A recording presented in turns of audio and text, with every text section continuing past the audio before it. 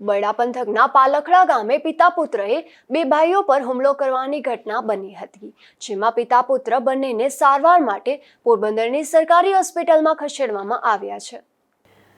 પાલખડા ગામે રહેતા ધર્મેશ ડાયાભાઈ જોશી અને તેના ભાઈ તુષારને ઇજાગ્રસ્ત હાલતમાં પોરબંદર સિવિલ હોસ્પિટલ ખાતે સારવારમાં લાવવામાં આવ્યા છે, જ્યાં તેઓએ મીડિયા સમક્ષ એવું જણાવ્યું હતું કે કરશનભાઈ કેસવાલા અને તેના પિતા મેરામણભાઈએ તેના પર લાકડી વડે હુમલો કર્યો છે। ખેતરમાં પાણી નિકાલ બાબતે બનાવ બન્યો હોવાનું જણાવ્યું છે, ત્યારે પોલીસે આગળની કાર્યવાહી હાથ ધરી છે। નિપુલ પોપટ સાથે અશોક થાનકી, ગુજરાત ન્યૂઝ, પોરબંદર। મારું નામ જોશી ધર્મેશ કુમાર ડાયેલાલ છે।